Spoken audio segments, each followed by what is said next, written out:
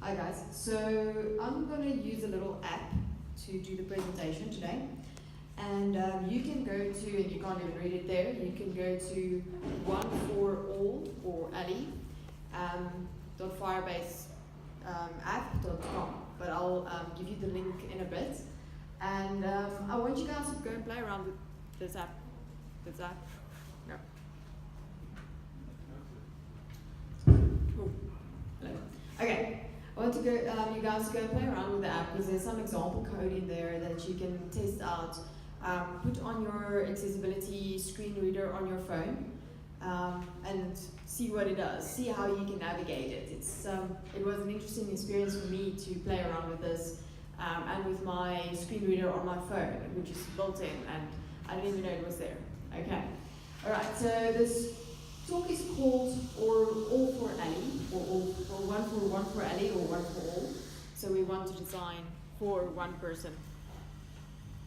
So jag vet ju inte That's fine. this needs from that one. Let's try this one. There we go. All right. So thanks, Ozzy. Top act to follow. Okay. So first thing we need to do is say. Why do we want this? And we got a very nice overview of why this is so important, accessibility. So first of all, the right thing. We want to include everybody. Second thing is, it's a legal thing. Some countries actually make it a legal requirement for your site and things to be accessible.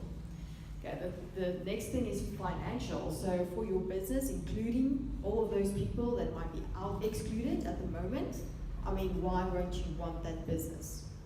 And then I found something very interesting while doing research, is that technically it's also very important, because if your site is accessible and readable with a screen reader, the very clever search engines out there will be easier to discover your content on your site.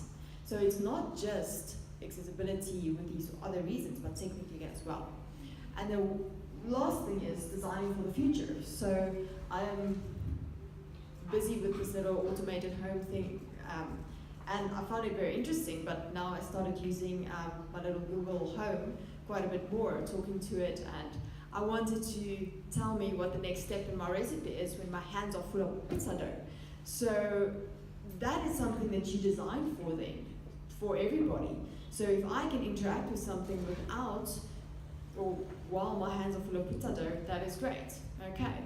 Tell it to switch on lights and tell me the next step in my recipe, and there's a lot of things that you can design for the future that we don't consider now. Even driving in your car, sending a message without using focus. Okay. All right, so there are a lot of reasons why. So where do you start? You are all here, such champs. So that's where you start. You become aware, and that is great. But don't give up yet. You have to continue. Okay. So this was the first step. Second step. Okay. We have to understand two things, and this is where I'm switching over to a bit more developer side of things. When you create, let's say, a website or an application, we're going to say website for this, you create two things. The DOM, so that is all the little things that you see, and the other thing is the accessibility tube. So for developers, you can have a look here. So inside, I'm in Chrome at the moment, and you do have a tab here on the side that is actually your accessibility tree. So in here, in your accessibility tree, you can inspect the site as you normally would. And if I look at this button, for instance, I can go and see what the label is that would be read by a screen reader, as an example. Okay, so in here you will see a lot of additional information that you were never aware of. Okay. And if the things are here, and if they have the correct name, that helps with your whole accessibility of your site. All right. So that's something that you need to be aware of. It's not just a DOM that you see there, the little pretty website that you created. It's an accessibility tree as well, the stuff that you can't see. Oh, and here at the bottom, that is Pennywise the clown.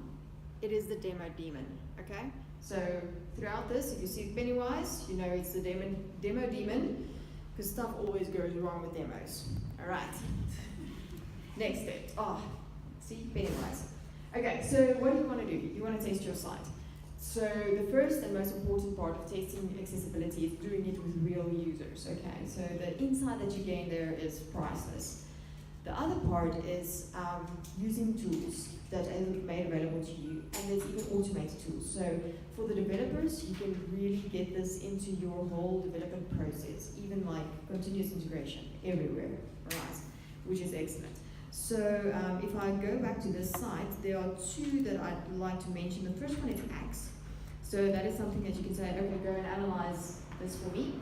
And what it does is it creates a very nice breakdown telling you there are images that must have alt text that don't at the moment.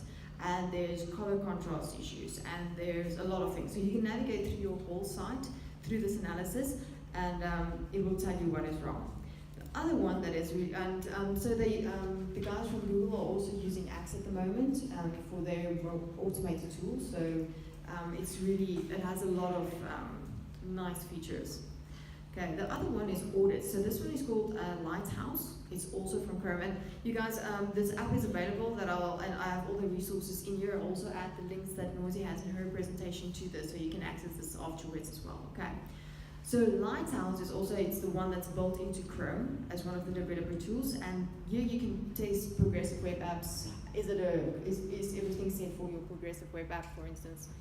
And one thing is accessibility that you can test. So if I say run audit for this thing, it will kind of step through your application page, and it will give you a score. So this is very nice. I know our boss or our CEO, for instance, he would love to look at numbers. So if we look outside, which I did run through these tools, are at 52% at the moment, we can get it to 80% for it to be accessible. They would love that. And if you can incentivize them to say, look, this is the number now, this is what we can get to, they will be more lenient in giving you time to implement this, because that's always the issue. There's no time for this. Oh, I need to add this alt text. Oh, it's going to take so long. It needs to be translated. It's always an issue. And you can tell them, look, we can increase it by this much. Or look, if we only spend like half a day and it's already 10% or 20% better, let's do this right. It also helps. Okay, so here you can see this little site is at 79%, and it also gives you a breakdown of everything that is wrong. How crucial is it, and also where you can find it. So it gives you the exact elements, and you can go and really fix this. So the color contrast, for instance, here it will tell you that it's not low color contrast, or these tab buttons here at the bottom. And if we go into these elements, like a normal inspector, that as you usually would, and we go and look at the styles, you can see this is the gray that is used for this tab button. And in here, you can see nothing. Okay, now you can. In here, there's actually a color contrast ratio that they built into Chrome now. So, and you see this little line running there. That is actually the level. So if you're underneath it, you'll be within the color contrast. So you can just say, oh, okay, this is bad. So for the level A and AAA, that we'll get in a bit, we need to adjust the color. So now I can go and drag it until we get 2 green tick marks there. And then we know, okay, this is the color that we can use, rather than putting something there and nobody can read it or see it. Okay. And this considers a lot of things, this the ratio here. So, okay. This one, okay. Yeah. I don't, okay. So, what this considers is if you have small text, the contrast should be higher. So if you have a big header there, it won't complain that the contrast isn't good, because it's a very big one.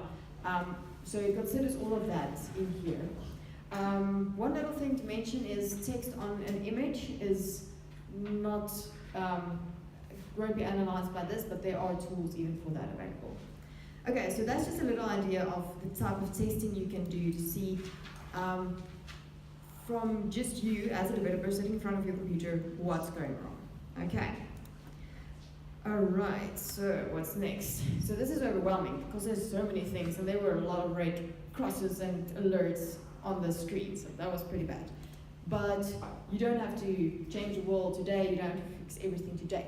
So the World Content Accessibility Guide, WCAG, I heard one guy say in a video, they have 3 levels. So that's level A, AA, and AAA.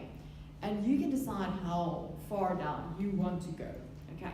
You don't, so level A, to give you an idea, that would be like adding nice alt text, labels for your stuff, things like that.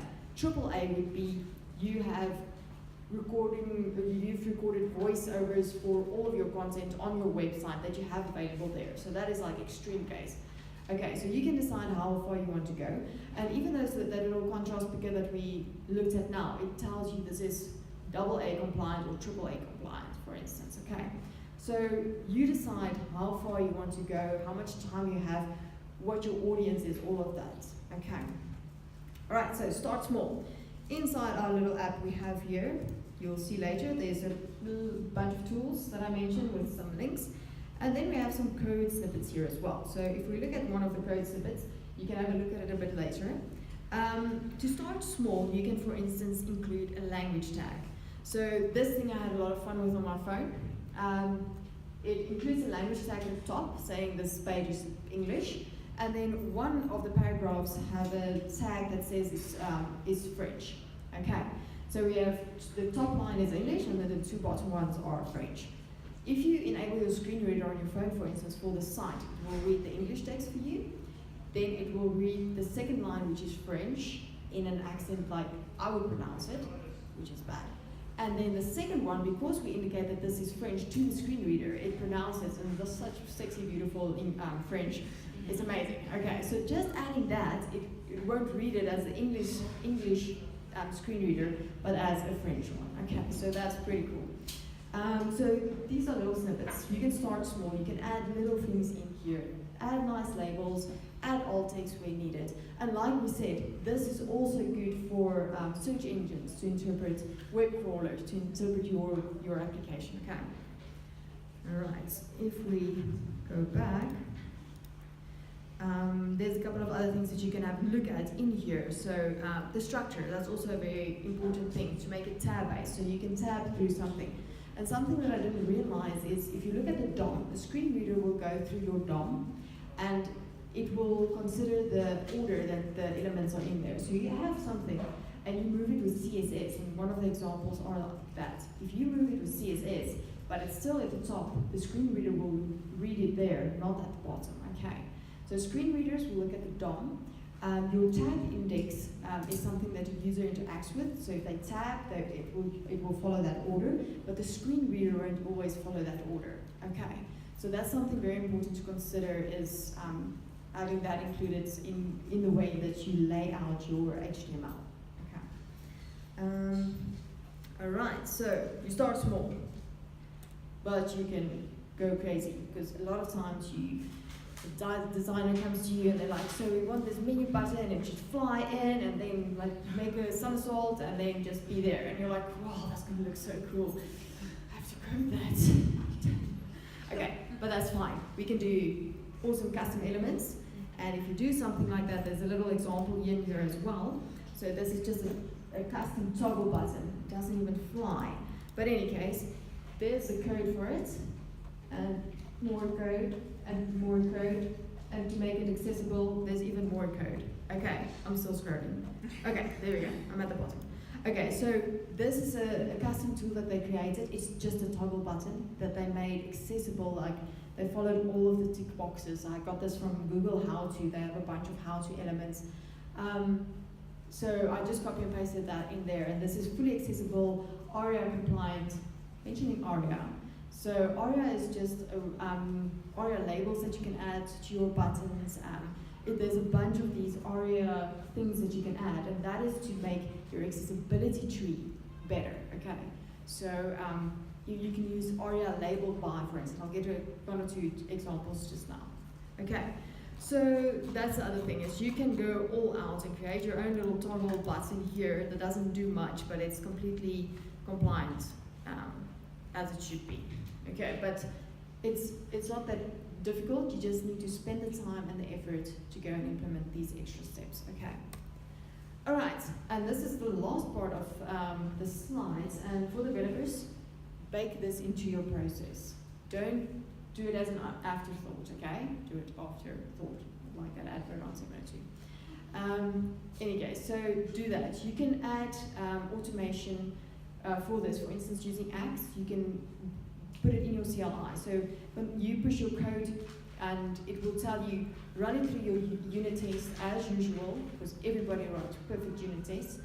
And yes, it will tell you what's wrong with your code, but then you can also run it through a normal command-based accessibility analyzer, and it will give you output on these are the things that you've missed. You've missed alt text here. You didn't label this incorrectly. The color contrast isn't right here. So all of that you can get with an automated test running and giving you feedback saying, hey, you missed this. Okay. So that's really cool. So if you can, at your office or workspace, try and slowly but surely incorporate this into your development process. Okay. All right. So just a couple of things on these examples that I'm quickly going to run through. We talked about language. This is a little example on structure that you should do. So you should say this is a section, this is a navigation bar. So if somebody navigates with a screen reader, they can navigate either with landmarks or they can with headings or things like that. So use headings correctly, even though the design, rather change the design but use the correct H2 for a second level, for instance. Okay. There are a bunch of tags that we never use. So there's something here, for instance, that is aside. That's a tag which you can use that can be interpreted by screen readers correctly. Okay. So make use of these things that's available to make your site more or easier to navigate. Okay. The next thing is labels. Okay. You can add no labels. That is bad. You can add labels with ARIA roles. You can add labels in a button that would say, okay, there's a label there, I'm going to use it a bunch. So you can just add a ARIA label by inside of your button and it will read the correct one. And also use the tools that's available to you. Go and have a look at your accessibility tree. And if you click on that specific button, say that one, it will tell you exactly what will be read by the screen reader. So you don't even have to go and navigate through this thing to that button with a screen reader. You can just have a look at it and it will tell you. Okay. So that is also very important. Went back. Not smart.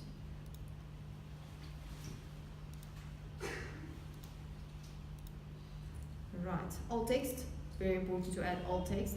So something about alt text. Not all images need alt text. So if you don't want to add, so screen reader will go and it will read the file name if you didn't add alt text. So one of these file names on purpose I made CW125. That will sound horrible. Okay, so add alt text and make it descriptive and keep the context of the page in mind. Okay, so don't make it too short. Explain what is happening there.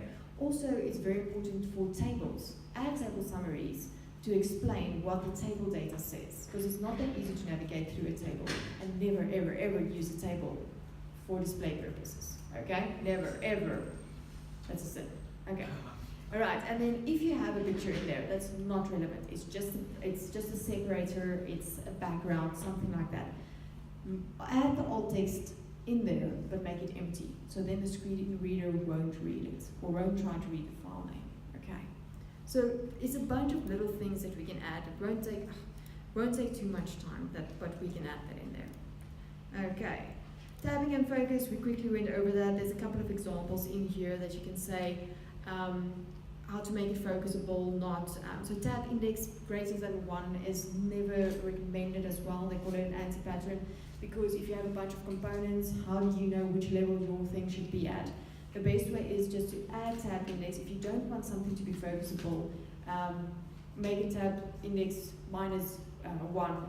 If you want it to be tabbable, for instance, a div tag isn't, a tab won't focus a div tag, but if you want it to be focused, add tab index 0 in there, okay? So a button, any form, screen reader, any form type of thing that you can add, an edit box, a date picker, a button, checkboxes, those things will be tabbable, so you don't have to add a tab index. Generic containers, divs, things like that, add a tab index if you want them to be able to focus it, okay? Because that's not there by default. And yeah, just avoid the tab index, not just for multiple components having different levels and things, but also for the screen reader, because it will ignore that. Right, so I think that is everything. Okay, so have fun with this. I'm going to add a bunch more resources on this little webpage thingy we have here.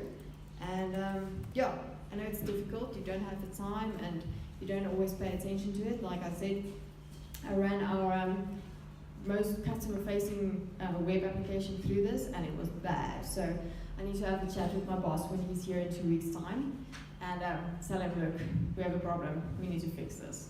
Okay. Thank you for your time, and have a nice day.